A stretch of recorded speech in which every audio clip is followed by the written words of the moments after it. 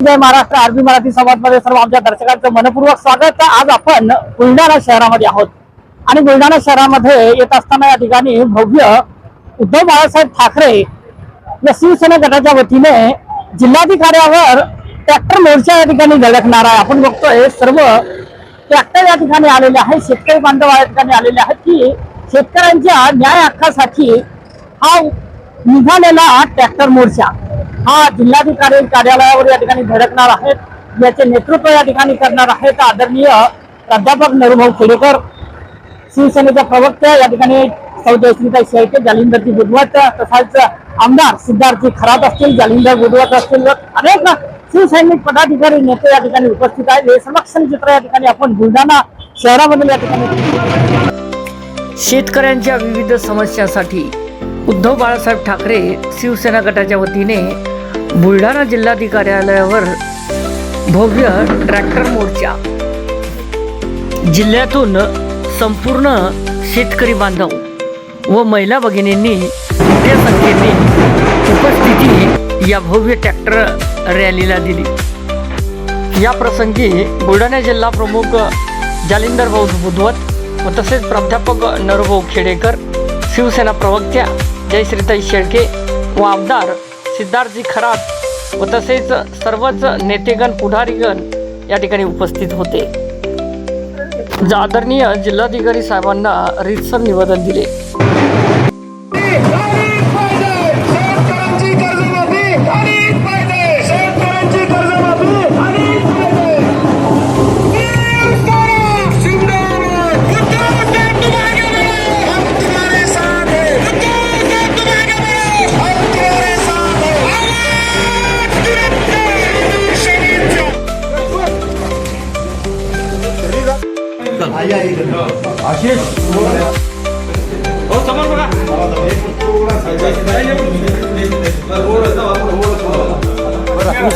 या विश्वासघातकी महायुतीच्या सरकारने निवडणुकीपूर्वी हे आश्वासन दिलं होतं की आम्ही निवडून आल्यानंतर शेतकऱ्यांचा सातबारा कोरा करू। हे आश्वासन त्यांनी पाळलं नाही, शेतकरी बांधवांसोबत विश्वासघात केलाय आणि या सरकारचेच मंत्री त्या ठिकाणी जाहीर सांगतायत की कर्जमाफी आम्ही देऊ शकत नाही। ही सरळ सरळ धोकेबाजी आहे। या धोकेबाज सरकारच्या विरोधामध्ये आज बुलढाणा जिल्ह्यामध्ये हजारो शेतकरी बांधव हे ट्रॅक्टर घेऊन जिल्हाधिकारी कार्यालयावर आलेले आहेत। ही आज एक ठिणगी आहे, याचा वनवा भडकल्याशिवाय राहणार नाही आणि आज या ठिकाणावरून सुरुवात झाली आहे। राज्यभरामध्ये शेतकरी बांधवांच्या विविध न्याय मागण्यांसाठी आम्ही आंदोलन उभं केलेलं आहे। ही सुरुवात आहे। आपण जर मागण्या मान्य केल्या नाही राज्य सरकारने तर निश्चितच आधी सांगितल्याप्रमाणे त्यांना पायउतार व्हावं लागेल, त्यांना शेतकऱ्यांच्या कष्टकरी बांधवांच्या रोषाला सामोरं जावं लागेल। ताई, आपण आज ट्रॅक्टर पूर्ण नाही झालं तर मग पुढचं पवित्र काय राहणार आहे? पुढचं पवित्र आदरणीय पक्षप्रमुख उद्धव ठाकरे साहेब यांनी आदेश दिल्यानुसार आज विदर्भातल्या 5ही जिल्ह्यांमध्ये हे मोठ्या प्रमाणात ट्रॅक्टर मोर्चाचं आंदोलन होत आहे।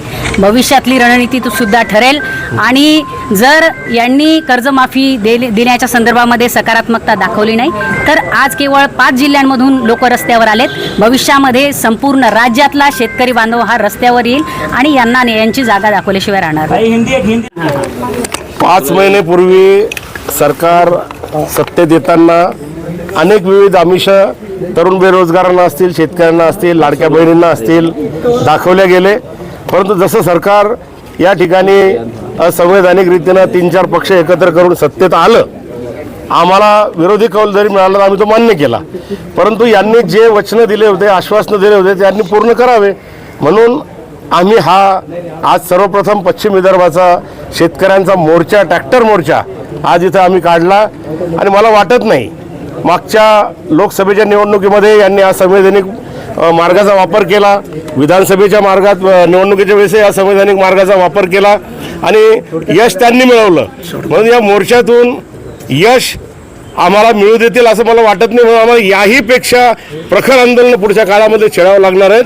म्हणून पुढेही आम्ही शेतकऱ्यांना जागरूक करत आहोत की पुढं देता की जाता की खाता लाता अशा पद्धतीचं आंदोलन आम्ही पुढे भविष्यामध्ये करू आणि शेतकऱ्यांना न्याय त्या ठिकाणी मिळवून देऊ।